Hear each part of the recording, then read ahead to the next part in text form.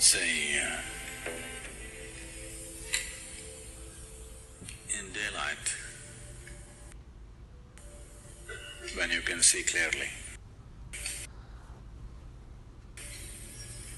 if I ask you to walk from that tree to this tree, you will walk, no fear. Late night, suppose we turn off all the lights. If I ask you to walk from there to here, there may be fear. Why? Because you cannot see where your next step is. You don't know what you're stepping into. That's a fear. The fear is not about the night. The fear is about the lack of light. Suddenly there is fear, because you are unable to grasp where is the next step. When it comes to death, suppose next moment is death, you know nothing about it. Or in other words, you are stepping into an absolute abyss. You're stepping into a dimension that you're unable to grasp. You can't see it, you can't hear it, you can't smell it, you can't taste it, you can't touch it. That means you have no way of knowing anything about it. Because you're stepping into something that you cannot see, you cannot in any way sense, there is fear.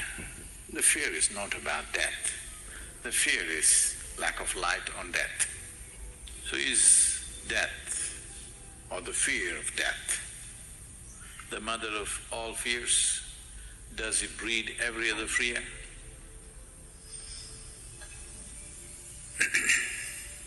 Not necessarily the death. It's the unknown. Whatever is not known to you, whatever you're not able to grasp, that brings fear. Death is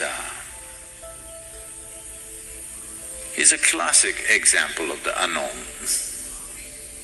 Of all the things that you may know and not know, death is one thing that for sure you do not know. Human mind is capable of projecting itself in many ways. It's capable of corrupting everything.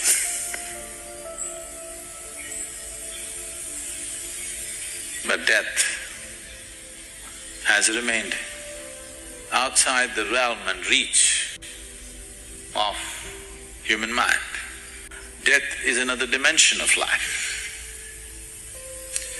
a dimension which is not in your experience. So, the fear is not even about losing the body.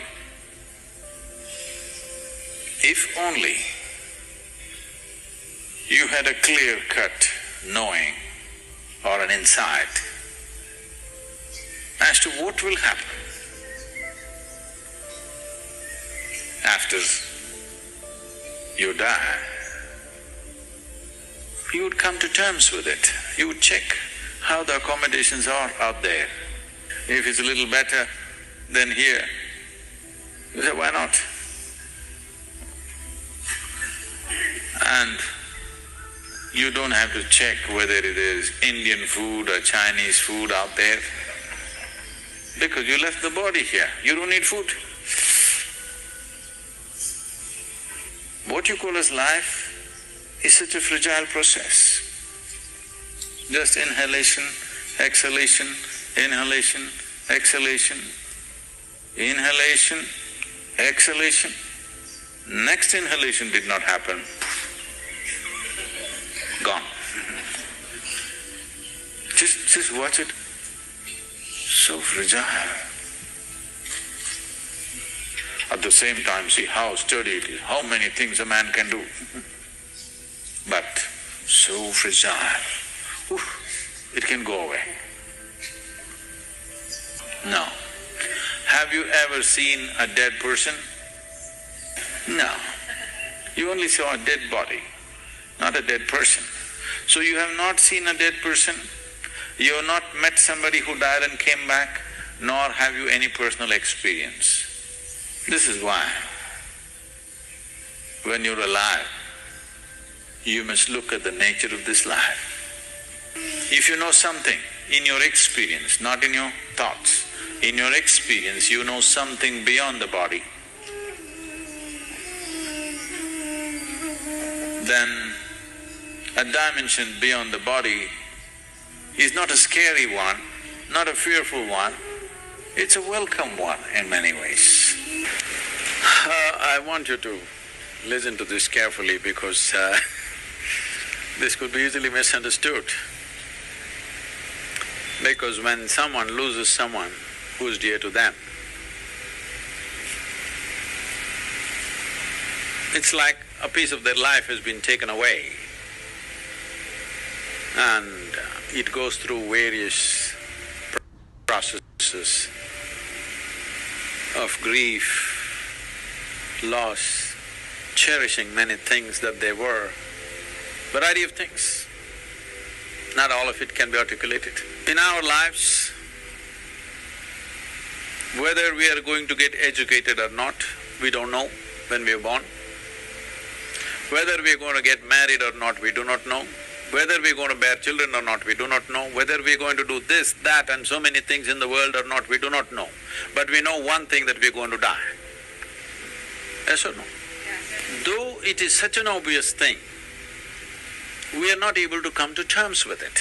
Similarly, your life and every other life has this consciousness as to when it should exit this body, either because we broke the body in some way or because simply the necessary intensity in the body doesn't exist anymore to sustain life. When I say a life decides when to leave, it's not like you think about it and you decide, not that kind of decision. In its own way, not with thought. Many decisions about who you are is not decided by your thought, it's simply made, isn't it? Like that, a life decides when to leave. As long as it's here, we will do everything to preserve it and to hold it and keep it with us because we cherish and value that life. But once it leaves, we must respect that, because that life has chosen to leave. Now when I say life, I'm not talking about the person, I'm not talking about the personality, I'm not talking about variety of thoughts and emotions and activities that person was involved in. You as a person never want to leave because you want to be an endless psychological drama. But life wants to leave at a certain time. Whether you like it, you don't like it, life wants to leave because it doesn't want to be trapped in the physical form that you have gathered forever. It doesn't want. It enjoys the physical form only to a certain length of time. After that, even if everything is well, many lives leave. Please listen to this carefully because this is a situation. I'm not trying to trample on anything, but I want you to listen to this carefully. Is it true that the final thing that you do in your life is death?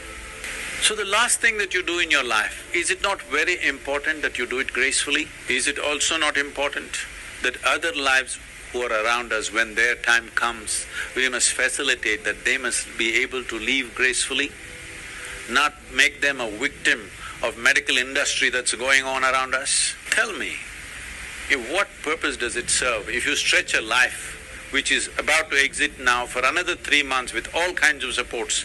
3 months you stretched it in pain and misery. What does it mean? It just means that you're ignorant about the nature of life and you want to cling to something that you know and you don't want to know anything that you do not know. So the most important thing we need to do is, we don't have to talk about death, prepare for death, nothing is needed. What we need to do is, beyond this body, which we have gathered, which you agreed with me that you accumulated this, beyond this mind, which is also an accumulation of impressions and information, Beyond your accumulations, if you sit here right now and experience the life that you are, you will have absolutely no issue with any aspect of life, which includes death. Death is not another thing. Death is an ongoing thing. Right now, all of us are dying slowly. One day it'll be complete. Life and death is one package, isn't it? As we are living, as we are also dying right now. The question is how gracefully you do it. If you learn to do this moment absolutely gracefully, you will also conduct that moment absolutely gracefully. We must understand mortality is the fundamental reality of our existence. If you do not come to terms with this one thing, believe me, you don't know any other aspect of life in reality. You know only the drama. Because this is the most fundamental nature of our existence, that we are mortal. When we are born, it is declared that we are going to die, isn't it? How long is the only question.